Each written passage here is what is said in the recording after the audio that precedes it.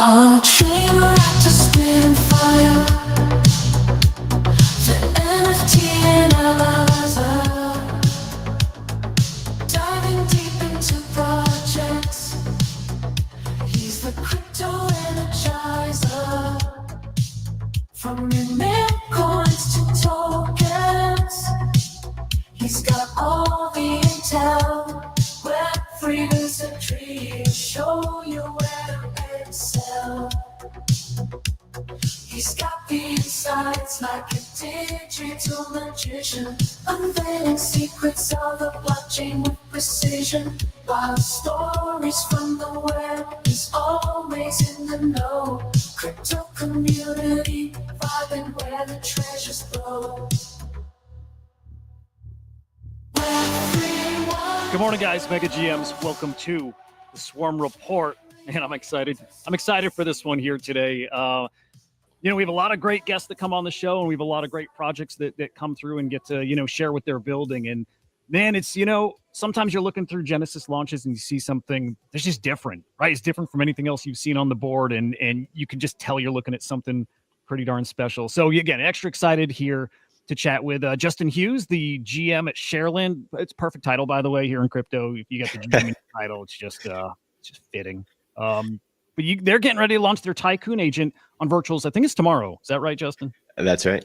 Okay. All right, cool. Well, then we have a lot to get into here. What is Shareland and the Tycoon agent that's coming with it, the Tycoon token, trading real estate in a way that maybe we haven't seen before on chain. I know I'm excited for that, but also launch strategy, marketing partners, just a lot to get into. But also this team here that's behind Shareland, backed by Google, backed by Amazon, and you guys know Graham's advising the project as their virtual partner from the VPN. And so all that to say, man, it's a really spicy project that you definitely need to be paying attention to. So all that said, man, Justin, welcome.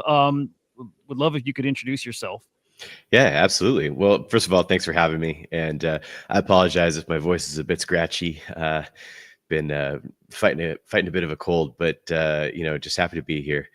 And I guess I'll start a little way back. I started out in traditional finance. I was the co-founder of RealtyMogul.com. We were one of the first real estate fractionalization platforms, and we were successful. But I saw firsthand the friction of the old system: middlemen, illiquidity, high barriers to entry for everyday investors. And so we created Shareland to solve that. The core to our innovation is the square foot token. It's a synthetic token that's soft pegged to the average dollar per square foot of individual neighborhoods and cities. So think, you could have a $500 square foot neighborhood and an $800 square foot neighborhood, and the tokens will track those prices. And so you can get pure exposure to those markets without the hassles of fractionalizing assets. And that's the key innovation that drives all of this. And so, it's like a prediction market for housing. Dude, it's really cool. I spent a lot of time reading through like product description, and then on your website, you have a pretty thorough white paper. I can't wait to get to when we get to the like how we trade part, because I get really caught up in some of the like tokenomics or the mechanics of the platform, specifically like the borrowing and rent, and we'll dive into that stuff.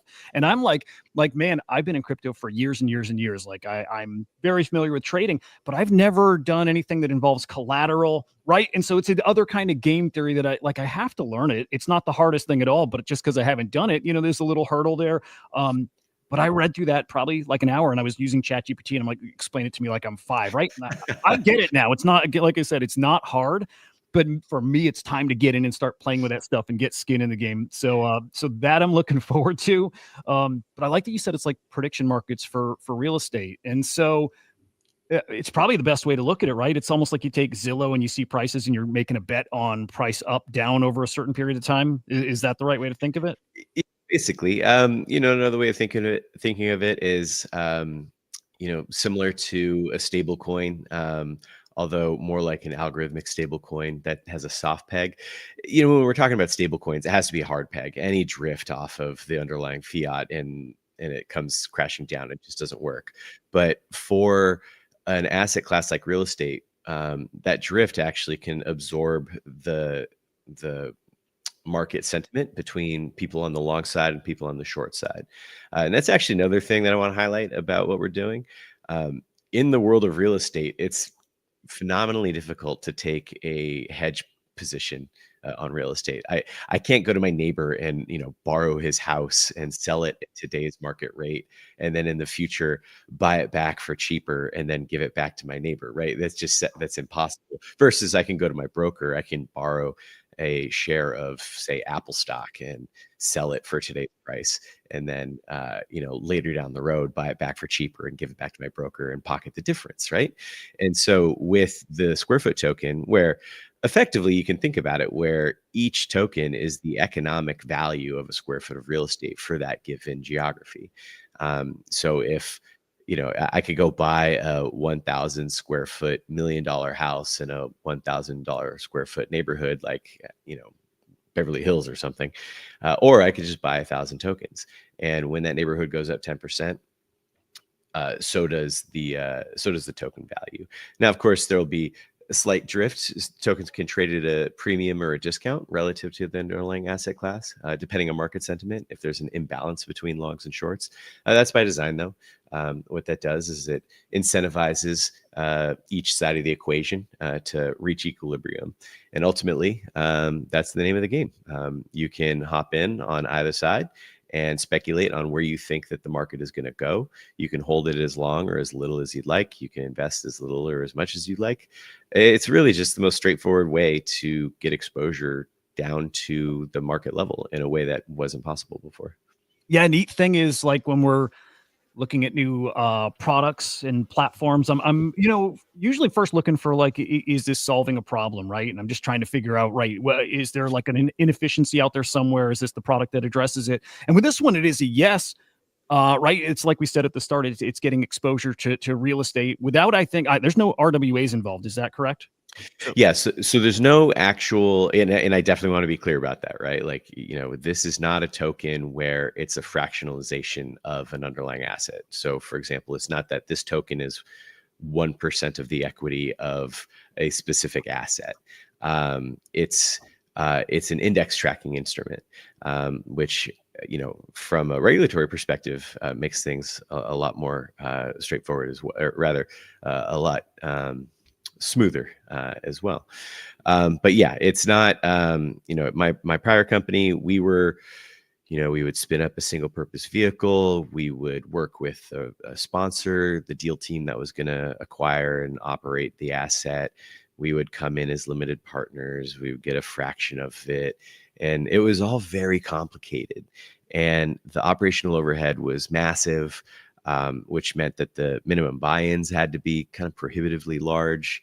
The amount of homework you would need to do in order to kind of wrap your head around the asset, the finance, the operating agreement with the sponsor. Like, it was just a lot to ask of the end user. Like, the person, think about it. It's like, I just have an opinion that, Austin's overbought and I think it's going to go down and I want to take that side, or I think Miami is hot and I want to get a taste of that. I want to just be able to act on that insight. I don't want to have to, spend 10 hours reading through a bunch of, legalese. I want to just be able to take action on that. And so I think that's the big difference with us. And that's what we're really keyed into. Yeah, it's really neat because to me, the fix was, again, getting exposure to just, investing in real estate, again, not actually owning real estate, but still playing the market in a different way. But then the other thing was just the gamification of info. And it's so freaking fun. And I think we all know everything is going that way. I mean, we all see the prediction market explosion. That's like, just starting. It's just starting. Every single data set out there, every single piece of info, every single, sector and hobby and everything is going to have markets around it. And so it makes sense to have one that's around, the housing markets. And there's already so much money there. It's the largest asset class, 36 trillion in the US alone. If we start talking globally, I mean, it absolutely needs to exist. you better believe the people who like work in that industry, and then also the people who are in that market already. They're degens. They're a different kind of degen, but they're degens like us. I think they're Yeah. gonna keep this right up. Funny enough, I used to work in property management before I, went full time in Web3. Oh, really? And never on the technical side. So it was always in IT, right? But I worked in that industry for 18 years. So I'm really familiar with it. How, like you were saying, the regulations, it's very, very complicated. So because I worked in IT, I just touched all the systems in place. And I know there's whole teams built around every little part. Again, the industry regulations side, again, the financial side, there's so much to it. And it's so much easier to just do this. And we'll get into what this is here, kind of hands-on here in a second. But yeah.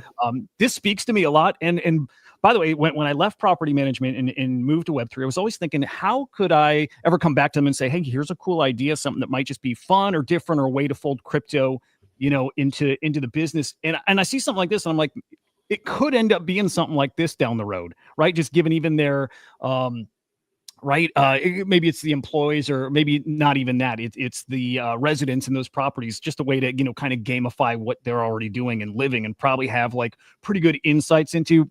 There's something there, and maybe that's a little further down the road, but there's something there. Oh yeah, I mean, I've thought a lot about the different kind of use cases that this technology unlocks, and I mean, this is a Web3 product. This is not something that would be possible if it wasn't for a lot of the Web3 DeFi technologies that have gotten a lot of traction to create a synthetic index tracking instrument like this.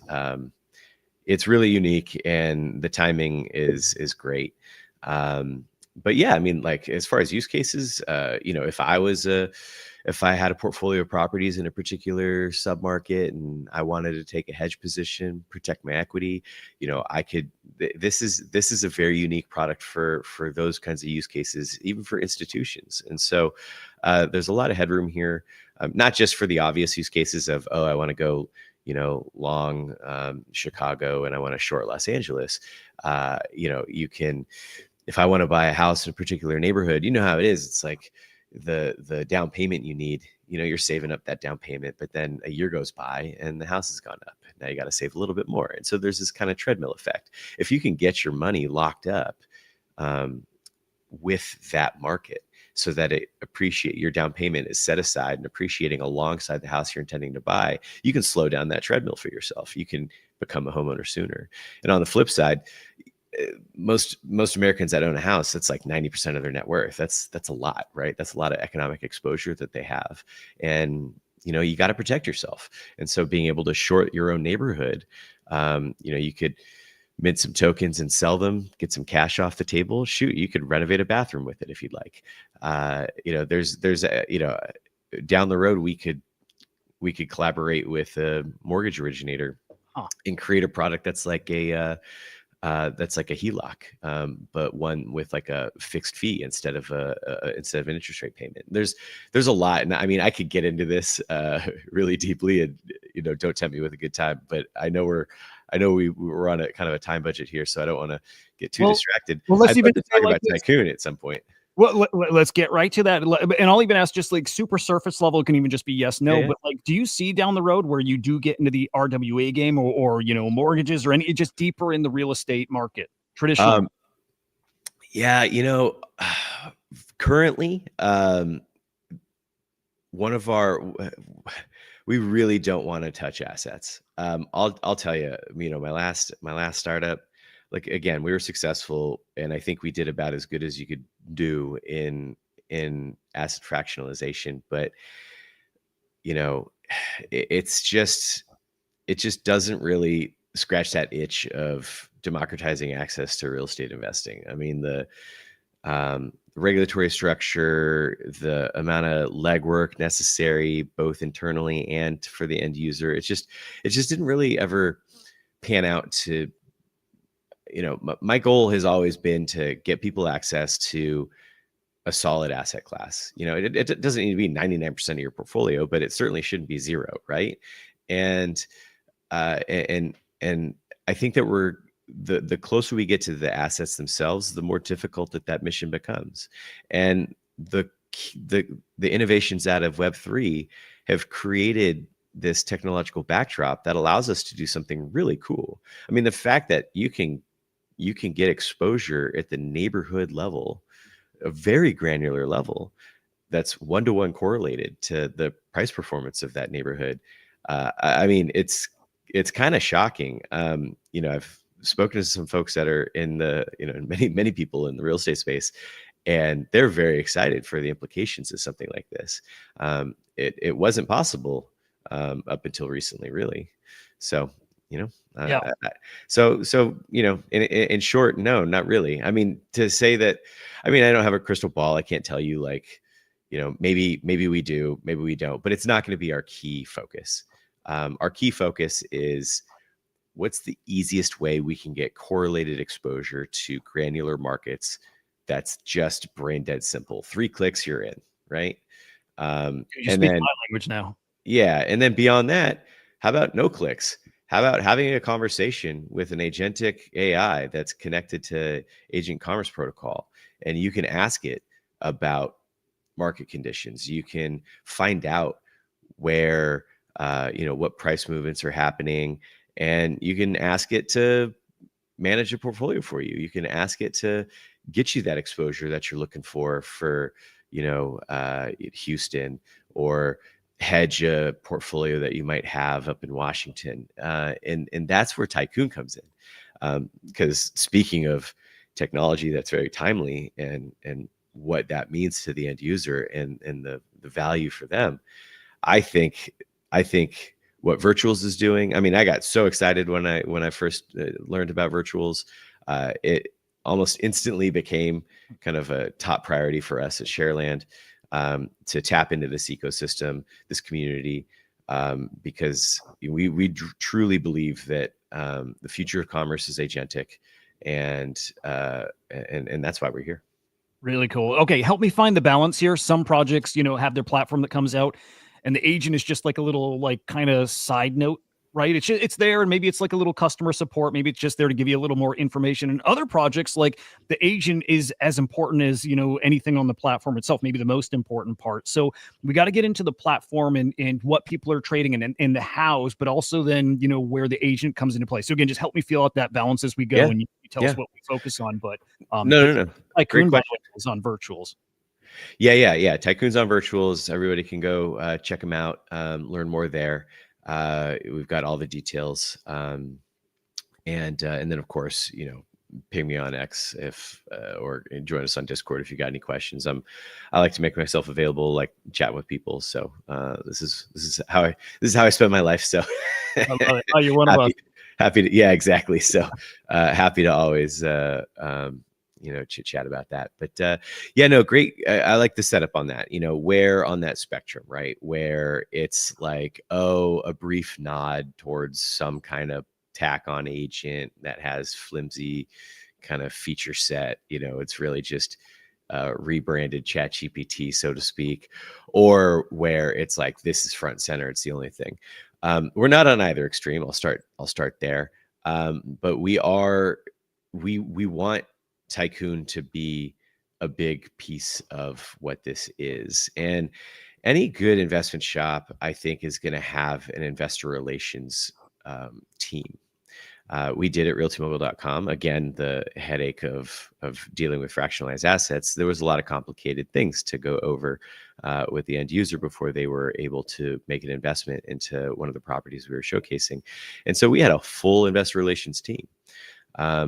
Now, if I could have an investor relations person that just knows everything, just knows the data, can answer questions instantly, can help transact. I mean, that's really powerful.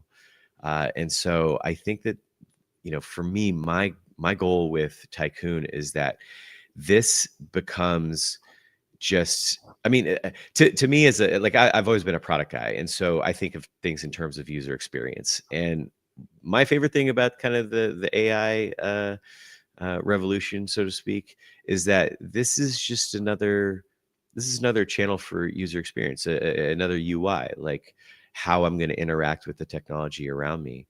And I don't think it's possible to have a product in 2025 where AI isn't a part of it in some way, shape, or form. It's like the ultimate UI, isn't it? I mean, what It beats is. saying what you want or typing in a sentence what you need, and you get Yeah. the feedback. Nothing beats it. You don't even need to know what you want. You can just say, "Hey, man, like, I got a couple bucks and I'm, leveraged to the hilt in these different asset classes. I'd like to explore how I might get a small allocation in a real estate or a large allocation in real estate." Whatever your goals are, you just have that conversation.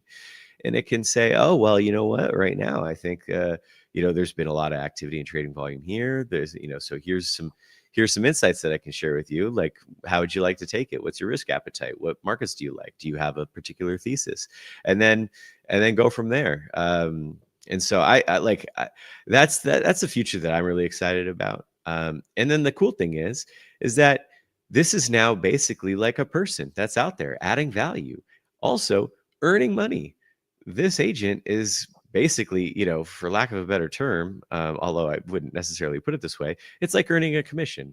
Rather, we can just say, "Oh, hey, like here's some transactions where we would normally be charging a platform transaction fee, but because it's coming through Tycoon, we're going to just give that to Tycoon, and then Tycoon can buy back and burn its tokens, and so we can create economic pressure on the Tycoon token." We've even committed to doing a buyback and burn program with a portion of trade fees that don't come through Tycoon. Basically, we want the Tycoon token to have a lot of value. And, and that's just the start. Of course, rewards for Tycoon holders. We want to give Tycoon token holders first look at a lot of things and have some contests where they can have a head start. We'll be releasing more details on our plans there, but just from kind of from a high level kind of overview, I just want to give you a taste of what that's going to look like. Yeah, that's great. So right out of the gates, TGE happens tomorrow. Is the Tycoon agent also live either on the site or in ACP? So not on ACP yet. The Tycoon agent, let's see, the latest I heard, it's conversational. It knows what it's all about. It's pulling information from the smart contract. It can give you some insights. The full ability to transact is coming in the future. But yeah, I mean, basically we're making progress through the roadmap. Not done yet. So more to come there. But so then when it's live, so like I mentioned, I spent hours reading through the documentation this morning, and I have all these questions still, and we'll get to those. Sure, absolutely. But that's what the agent I'm thinking maybe can help answer, right? As I have these questions, right, I can start asking about the the borrow function and rent and get some insights into markets. He'll have that kind of insight. Yeah. Oh, yeah. I mean, like, the funny thing is my kind of tongue-in-cheek goal is that talking to me would be more painful than talking to Tycoon, right? Like, I want it to be that everything in my brain, and you won't have to deal with 6 a.m. fighting a cold Justin brain. You'll get super intelligence that has real-time data feeds that can answer your questions in ways that you'll get a lot of hms and ums and ahs out of me. so yeah, I mean, that's it. You can show up and be like, "Hey, like, I get it that I can get a token, and if Beverly Hills goes up 10%, the token goes up 10%. But like, how does that work? Like, what is a collateralized debt position? Like, what should I know about this? Like, how could I take a short position? Things like that."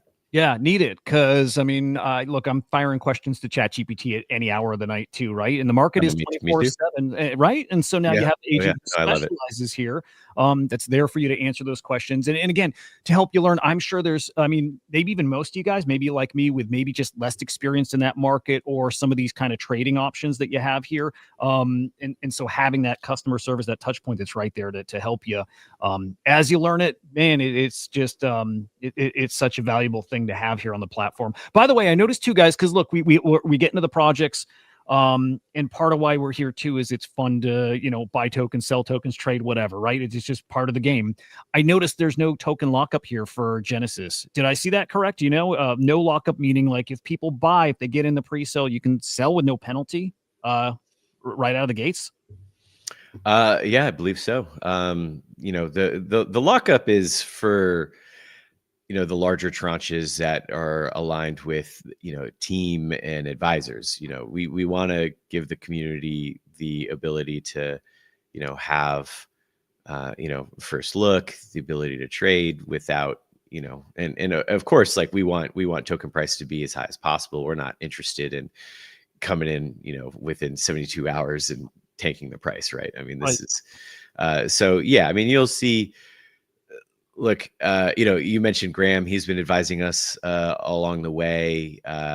We ask him all the time, like, how do we succeed? How does the community succeed? Like, how do we build the best product we can that is going to get people excited and reward them for being a part of the community and joining us in our mission? And he's been invaluable in providing those insights. And so hopefully that comes across in the content on the virtuals page. You've got like the best of the best with Graham. Everybody here is a fan. He's kind of like a staple of this the virtual space. He's growing beyond that too. So you got the best dude there for it. And I do see it already. It's pretty spicy. But yeah, I see no lockup, guys. So I'm just saying, I think you're looking at, I mean, I think this is a pretty safe comment here. I think you're looking at probably the hottest launch this week or the past many weeks. Like it probably is, guys. And again, there's no lockup. So if you get in on this sale, look, you buy those tokens and you stake them when you believe in the team. This is one I think makes sense to believe in and bet on. But if you're here to play the other side of it too, GG's. I think you've got that opportunity here because no lock. You're not going to, lose out on points for the next 10 days. So you kind of have your choice on how you want to play this one. And I'll definitely be playing it. I guess let's stay on maybe token and launch and whatnot, and then get to the platform and the kind of trades you make on the platform. But okay, you're launching on Genesis, and you're also having another pre-sale, I think, through Graham and his back room. I think it is his key holders, I think, are getting an access to a pre-sale, correct? Yes. Very cool. Very cool. What was the thought process that goes into that? They get an interesting deal on that side. And these, I should probably get these numbers right. They might not be. I want to say there's like an allocation at maybe like a 500K-ish FDV ballpark. And I might have that wrong. I should probably look it up. But does that sound right? Do you know the details there? Yeah, that sounds about right. And the purpose behind that was, it's basically, it's like marketing spend for us. It's 6 one way, half a dozen the other. Part of our community rewards and, what I like to say, just kind of signal boost and amplification, allocating tokens towards that. Some of what we want to do to make this successful and drive token value and, make that token price sustained, it takes some spending on our part. And so getting a little bit of a cash infusion, just slicing a tiny bit of the tokens off just so that we can get some early cash in so that we can do what needs to be done to have a successful launch. Yeah. It's great. The community is wrestling with pre-sales through other platforms or not. And I think we've come to terms that the right way is totally cool. People are like, it's kosher. People are okay with that. But especially when you target, a person like Graham and his community too, you're getting a good group of holders, right? It's a good community that's coming into the token. And I think that helps a ton. The benefit for you if you're doing Genesis versus that, guys, is Genesis. Again, there's no lockup. I'm assuming that you're locked here for at least a little period of time if you do it through the Graham pre-sale. But you see it there. It's a 15K raise at 500K FDV. So the buy-in is at a lower FDV over with Graham. But again, then you've got your tokens locked for a period of time, as opposed to Genesis, where it depends what tier it goes. I'm assuming tier 3, which is more like, I don't know, 1.67 mil. It depends on the price of virtual, but it's a bit higher. But again, no lockup there. So, dude, I just love the game theory. I love it. It just makes it fun and more interesting and more engaging. But there's your 2 flavors here. Dude, I'm really curious too. You seem pretty dialed into virtuals. And you may have heard that it sounds like they're going to be tweaking how Genesis launches work. And I'm betting that's coming soon. But did you have any thoughts or considerations that maybe you were going to delay the launch? Oh, I mean, shoot, the train's left the station. So, we're gonna move forward. We've got a lot of goals and aggressive timelines, and so jerking things around a bunch is just, I think, going to be counterproductive ultimately. But no, I've been hearing some things. I have to admit that I'm not fully up to speed. I follow Big Will. He mentioned something yesterday. I intended to dig in a little bit more, but no, I unfortunately I don't have any insider insight. But as far as we're concerned, it's full steam ahead, business as usual. There you go. Well, for what it's worth, I think probably very few know what changes are coming. You could probably poke Graham, and he may be able to spill the beans for you behind the scenes. But dude, I love that answer. That's like my favorite answer when a team is just like, dude, we're confident in our thing as is. Like, we're just going to keep rocking. In some teams, it's like they don't care the market conditions they're launching in, or they don't care the exact mechanics. They're like, no, we believe in the thing. We're going to let it rip, and we're just going to focus on building. So, dude, that's the answer. I just think it's perfect. Yeah, I mean, I've got too much on my plate to, it's about waking up every day and building as best you can and adding as much value. That's if I start thinking too broadly beyond that, it's a bit much for me to juggle. Feel you. So we're looking at the Shareland platform here, and let's start digging into. I do want to get to the team too. Let's get to what we're trading and the how first, and then I'd love to hear a little of the team and all of your backgrounds here. But okay, you go to the website and you're getting these different housing markets that you can buy and sell. And again, there's some more here. But are we looking at very specific, like curated markets, or is there just any city, any street level kind of area you can bet on? Yeah. So this is just a selection that we've got seeded into a testnet environment. Truth be told, I think I just like ChatGPT to list, and then we the tech doesn't care. You can effectively hand it any polygon coordinates on that overlay onto a map of the US. It then can pull all the transaction history, MLS listings, so on and so forth, gets calculated through our Oracle, and then an index value gets published for that shape. Of course, we use neighborhood and city shapes for that, and so there you have it. So you've got Beverly Hills, Lincoln Park over near you, and from there you can each of these has its own individual token. So there's the Beverly Hills square foot token, there's the Lincoln Park square foot token, which you can then buy, sell, trade. And then actually, since you got it up, go down, scroll down to the chart, throw us into the 1 year view for me. I just want to and then just overlay both the real world price and market price. So click on the real world price to pull that up. So that's the Oracle chart, right? So that's what we believe the average dollar per square foot to be for a given geography. And then if you overlay the token price, you can see that there's going to be deviations, right? But overall, if I was to get into the market with an actual house on one date, or get in with tokens on a particular date and then hold it and then exit in the future, my percent base rate of return is going to be pretty close to 1-to-1, right? Now, of course, market sentiment is what deviates that blue line on top of the green. So if everybody's super bullish, then the token's going to trade at a slight premium. If everybody's super bearish, it's going to trade at a slight discount. And so yeah, that's really, the goal of the technology is to create a blue line that matches the green line as much as possible. And of course, it's impossible to have it be perfectly 1-to-1 unless we owned the entire neighborhood we're talking about and gave you actual equity exposure to that neighborhood. But that's the cool innovation. We've made it so that we can get you as close as mathematically possible to having those two lines with the same shape. If this grows big enough down the road, and I totally see that scenario where it does, could somebody game this to the point where they actually buy up properties in a certain on a street, and then they can take advantage of that here in the market on this side? Like, is that realistic? Might be out there, it might be kind of extreme, but maybe. Yeah, I mean, if I had infinity money, and so this is always kind of my joke, right? Because we've thought a lot about different attack vectors and vulnerabilities for the system, and the only ones that ever work always start with the caveat of if I had infinity money, right? Which is to say that none of this is realistically possible. But yeah, no, I mean, I could go to Beverly Hills and I could go up to every listing and offer 50% above asking and buy every $10 million house for $15 million instead. And yeah, I would significantly, with in due time, that Oracle chart on Shareland would reflect a pretty significant price increase because, well, the prices increased in that neighborhood. so I mean, that's by design. We're not really concerned about that. I mean, that is just how it is. But the interesting thing is that it's kind of like a balanced equation, closed looped math.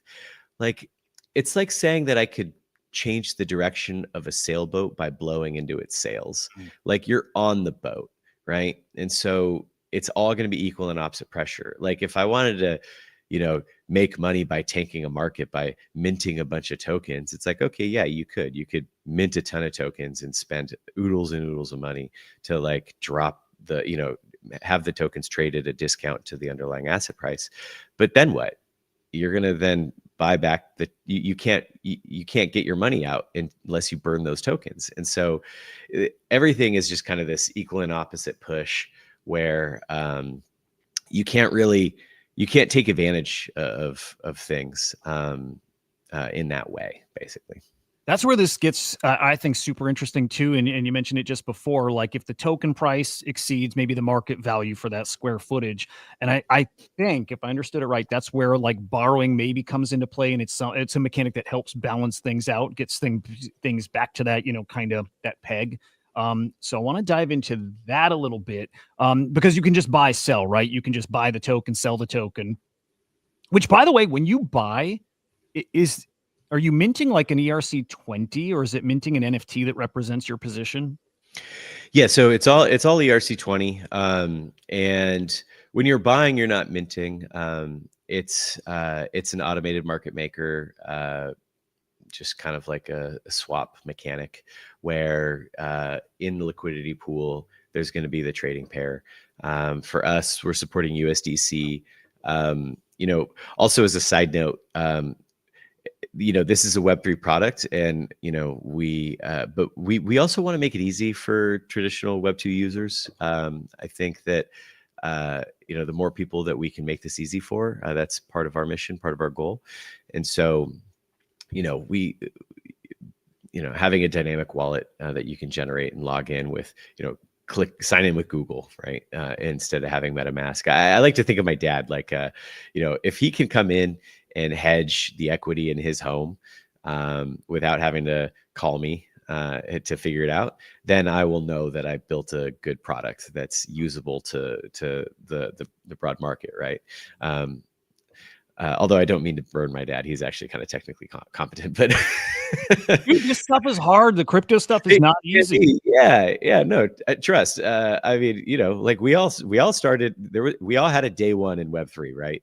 I mean, I'll never forget when I started getting into this and reading white papers and scratching my head and going, huh?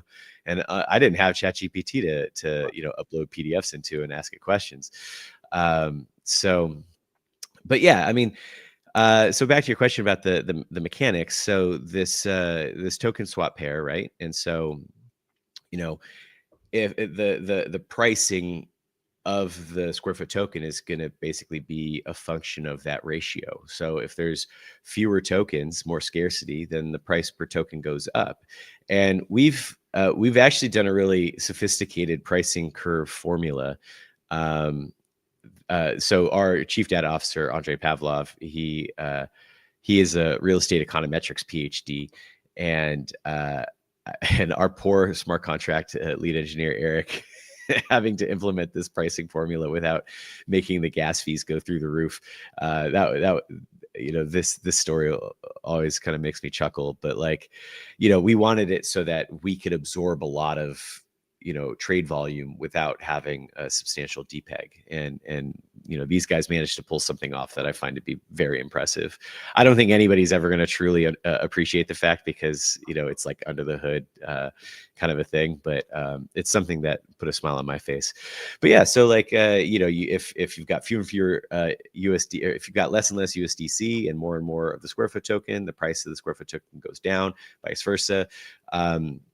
And then it's just a matter of, do you want to go long or do you want to go short? If you want to go long, it's as easy as just buying one of the tokens out of the AMM. Each token you buy is going to be slightly more expensive than the last. I'm talking like fractions of a penny, right?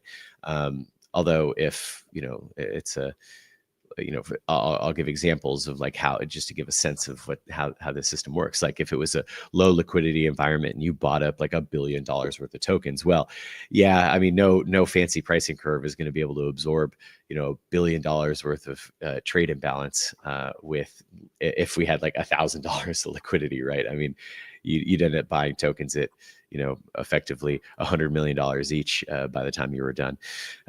So that's kind of like the sense of how that works. And underneath all of this, each token is a collateralized debt position. So in order to mint a token, you have to put up collateral.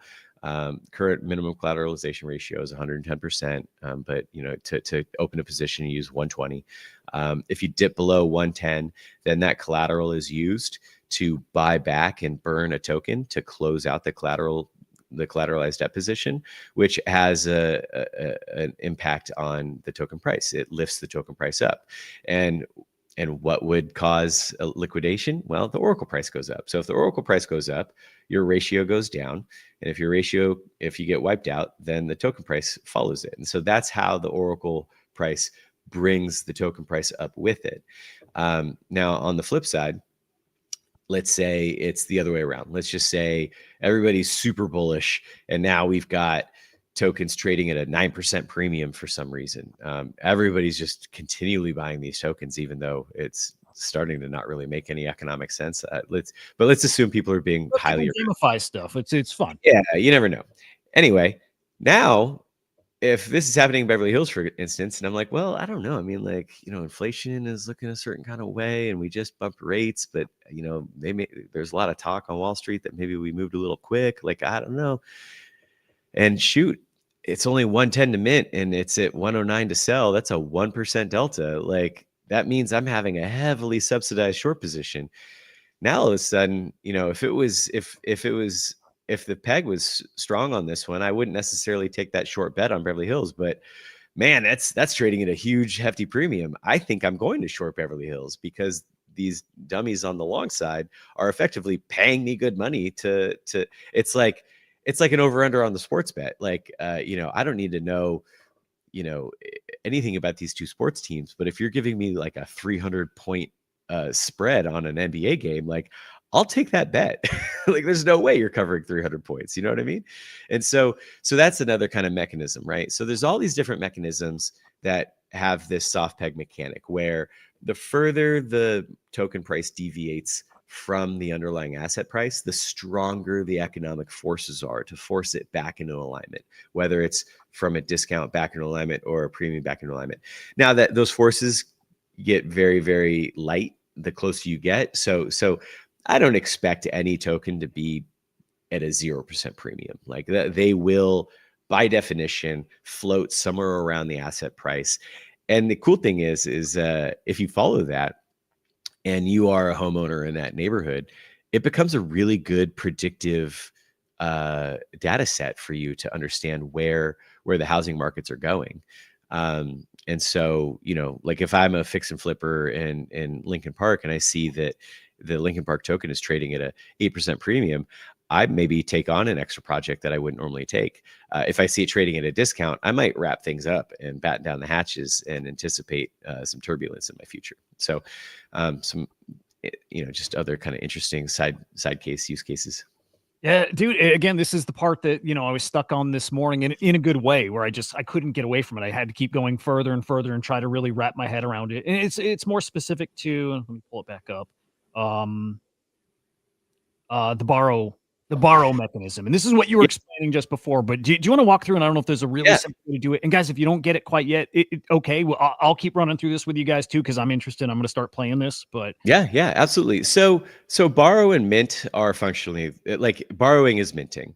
In our efforts to make things Web2 friendly, we're effectively going to just steal some stock market terminology on this one, right? So, again, when I used the shorting Apple stock analogy before, the way that works is you go to your broker, you borrow one share of Apple. Let's, for discussion's sake, Apple stock is $100 a share. I don't really know what it is, but for easy math, the broker, he's going to look at my portfolio, and if I've got, you know, $100,000 portfolio with him, he's gonna be like, yeah, sure, whatever. Like, you have money with me, like I've got collateral, so that if you screw me on this thing, I can liquidate some of your collateral, and I can go buy back that share of Apple stock and balance my books. And so that's effectively, from a mechanics perspective, identical to what we're doing here. You are borrowing a token when you mint a token. In order to borrow that token, you have to have collateral up, because you're borrowing from somebody, which is really a smart contract. And that smart contract needs to keep a balanced book. And in order to do that, it needs to have enough money on hand so that if anything, if market conditions change, the Oracle value goes up, it can buy back a token and have money left over to balance the equation. This only works insofar that we have every token is over collateralized, proportional to the underlying asset price, and that's how we maintain the peg. And so that's how that works. And so when you borrow, you know, in this interface, and let's just say you want to take a 1 square foot short position on Lincoln Park, you can, you know, in the link, my eyesight's not good enough to see it through the screen share, but if you were to borrow 1 square foot, it's going to ask you to put up 120% of what the Oracle value is for Lincoln Park. And it's going to sit on that cash, and you can then sell that token. And then you're kind of betting, you're hoping that, like, oh, okay, let's hope Lincoln Park tokens sell for less. And then if they do, you could buy back that Lincoln Park token later for ideally less than what you sold it for. And then you hand it back to the smart contract, you get your collateral back, and whatever that delta of when you sold the token and bought the token, you get to pocket that. And that's a successful short position. And so you successfully shorted a market. And this is something that gets me super excited, because this is like a never before done thing in real estate. Being able to short housing prices this easily, if at all. I honestly haven't had anybody explain to me, I mean, like, you could short mortgage-backed securities or short a REIT that might have exposure, but like at a granular level like this, it's never before seen. Dude, it is, excuse me, it's wild. Okay, I'm going to ask a question. It might show that I maybe don't understand it totally, but I am getting it. I'm starting to get it. No. I mean, it's one of those things where it's like, I can drive my car, but if you ask me how an internal combustion engine works, like, I might be able to vaguely kind of give you like. And it's one of those things, when you get it, and actually it carries over to other products too. So it is a thing you do want to get. Oh yeah. No. And I love talking about it. I love explaining it. I mean, for me, it's kind of like math geek. Like, it's fascinating to me. I love things like this. It's really elegant.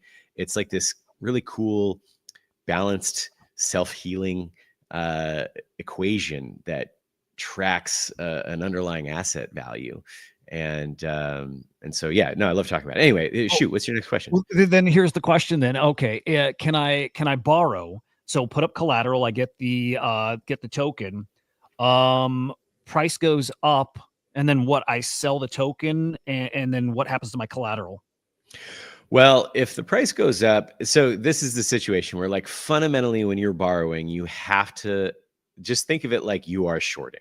The second you mint a token, you are fundamentally taking a position where, if the token price goes up, I mean, it's not necessarily bad for you, but but like, you kind of are hoping the token price goes down. If the token price goes down, it's definitely in your favor. No matter how you slice it, it is in your favor if it goes down. If you didn't sell it, if you just minted it and then you just were sitting on this token, it is neither here nor there for you. Like, you have to mint it and then sell it for you to actually be committed to any side of the equation. And then the question is like, well, if I minted to sell it, then, you're probably better off just having bought the token and then it going up and then you selling it, because that's the purest way to benefit from a long side, bullish scenario. Well, it makes sense, and I'm gonna keep chewing on this, but Yeah.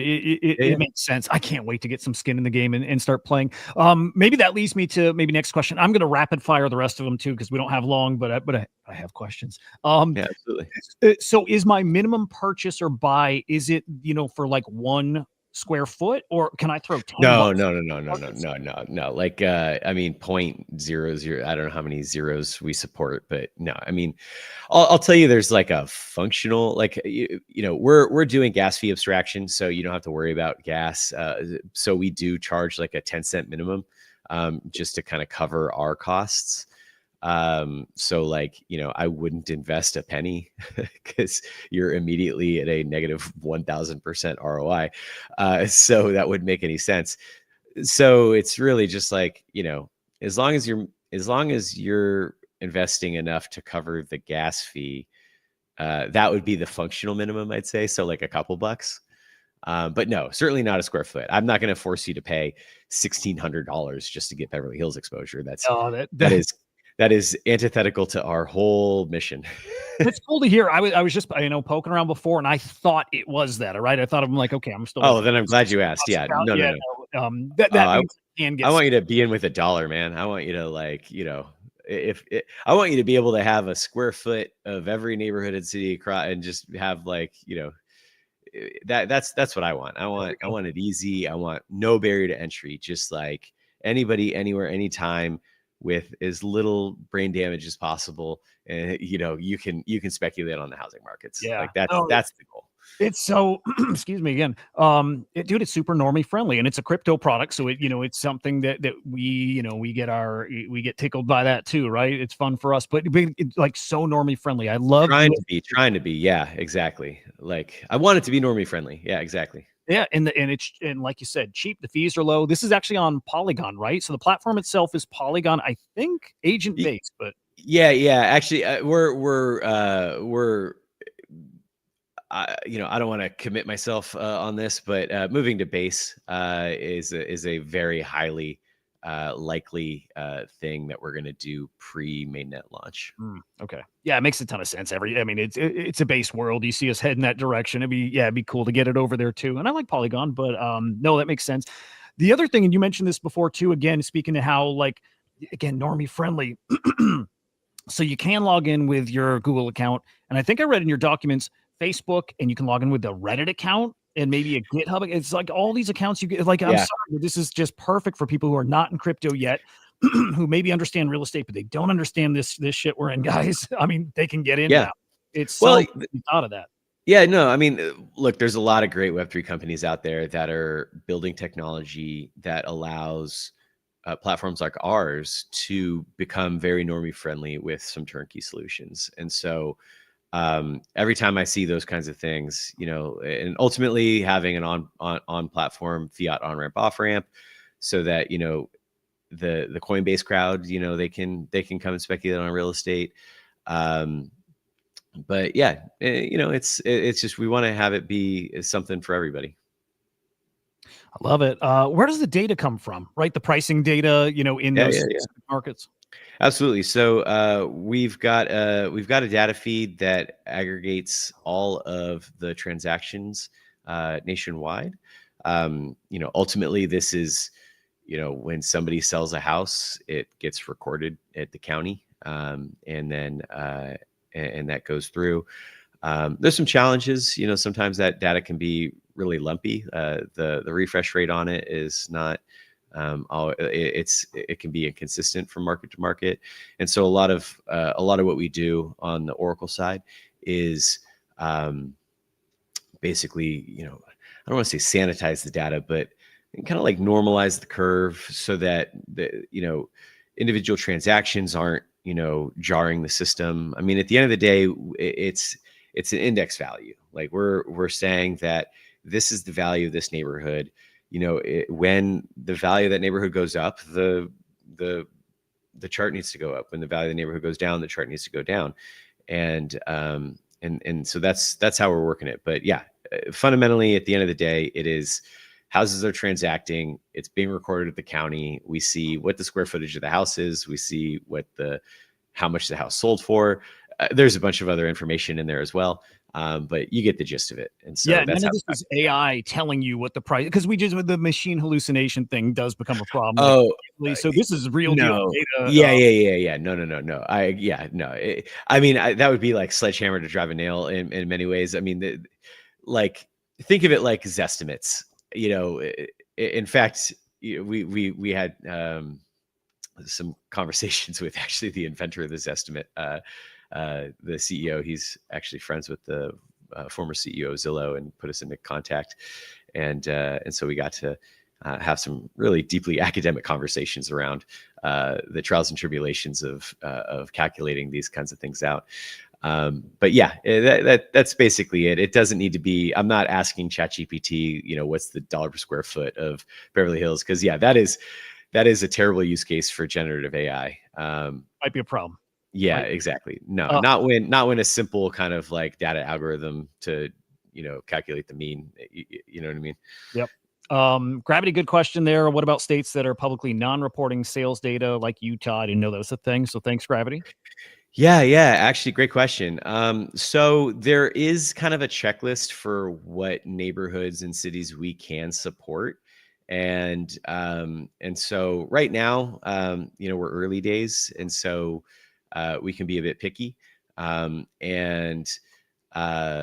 so that would be something where we would hesitate to, or at least it would, let me put it this way, it would be a technical challenge. It's not an insurmountable one.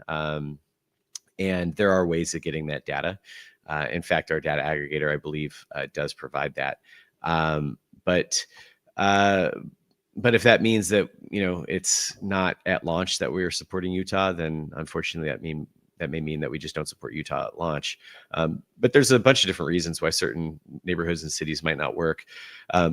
There's a certain transaction volume that's necessary for any kind of statistical significance. So small neighborhoods just aren't going to cut it, unfortunately. So they all got to be, bigger than a bread box, so to speak, to be able to have enough transaction history.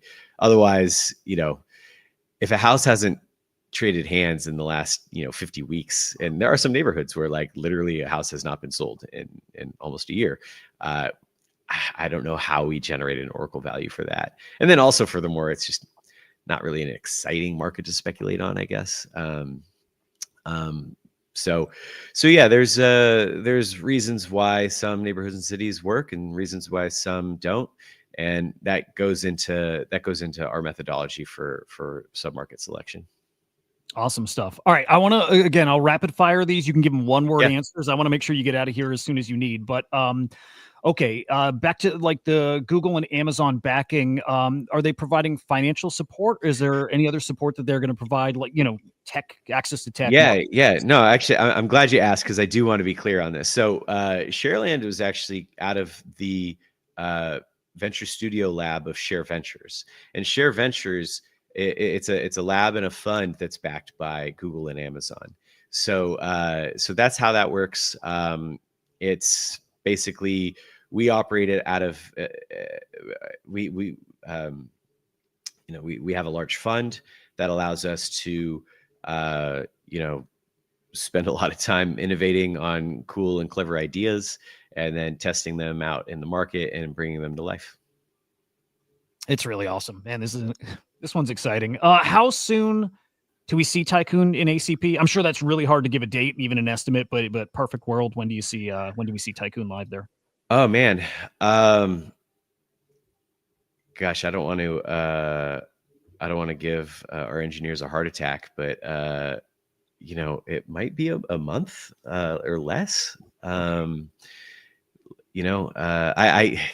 meant to ask those guys yesterday before coming on the show with you. Yeah, so no one will hold you to it, dude. We know. We know. We've been around. I mean, it's soon though. Like the last time I was playing with Tycoon, I was having conversations about the platform. Like a lot of these questions that you're asking, I was asking it. So we've made a ton of progress. But it's been a minute since I've dug back into it, so I can't say with like, I'm kind of a shy person by nature. I don't love to like I only if I say something, it's because I truly 100% believe it and know it, and so I don't like to bullshit. So, Yep. But it's soon. It's in development. We are getting close. I can tell you that. Okay. Okay, awesome. Second to last question. Balancing your marketing for like targeting the crypto, dude, our little bubble, our echo chamber versus targeting people outside. Again, what we're talking about, those logins with these other accounts. Like how do you balance that? Like what's the thought process for where you make that push to grow the user base? Yeah. I think in the early days, we want to focus more of our time and attention with the Web3 community. Because, not to pat all of ourselves on the back too hard, we're the pioneers, right? I mean, like this is a community of people that sees where the world is going and isn't afraid to take risks and try something out. My kind of people. And so I think that those are the conversations that we want to have early and often. As the platform matures, and it's like a dance floor metaphor, right? Like the Web2 crowd, they don't want to be the first people on the dance floor. They don't want to be goofy or whatever, but I don't know, there's some of us around these parts that don't mind hopping out there and seeing what it's all about, and seeing if it sticks. And then once that kind of snowballs, then I see it kind of greasing the skids for the Web2 crowd. Yeah, that's great. I'll tell you, these guys don't mind. And I know this. They do not. Okay, and last question is, okay, maybe a month out, maybe nobody's holding you to this, by the way. Maybe a month out, we see Tycoon and ACP. What does the platform in a perfect world look like 6 months out, a year out, maybe 2 years out? Oh man, okay. Well, 6 months, mainnet launch, good trade volume, maybe a dozen locations supported. Then, I would love to, at 12 months, would love to see that number double, even triple.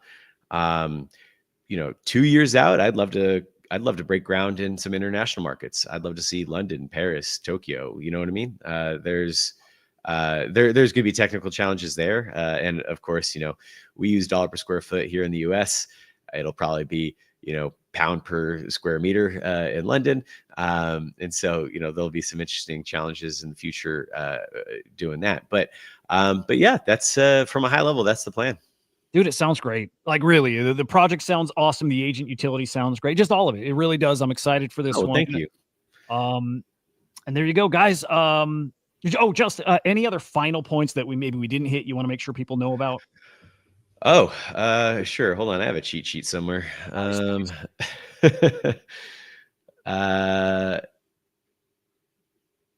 I mean, I think no. I think now that I'm looking at my cheat sheet, you asked all the questions, and so I don't really have anything else to say. I mean, it's I like my door's always open. Please, I love talking to people, especially crypto enthusiasts. Even if you hate what I'm doing, especially if you hate what I'm doing, come tell me my baby's ugly, because that makes me better. So I like all the commentary, good, bad, ugly. Anyway, so yeah, I'm around. Shouldn't be too hard to find. Just really excited to get back to work and keep building and see where this takes us. Dude, killer. Okay, you guys have a Discord. Is there a way they can reach you? Is that the best place for them to get you? Yeah. On our website, on the exchange, we've got Discord links up. Actually, shoot. I think I can drop it in the chat. Okay. Give me a second. Yep. While he's doing that, guys, I'll just do the final shills. And, I love it when there's shills I really believe in, which is damn near every project that's on here, probably all of them. But guys, yeah, this does look different and special. Again, the right people connected, the product makes sense, all of it. I think you're looking at a big time winner here. So stay plugged into this one. Goes live in less than 24 hours on virtuals. Get your points ready for it. I'm going to be putting maybe the rest I have, right? I want to be ready for any changes on virtuals next week, but I'm definitely putting a big chunk of my points. Again, maybe all of them.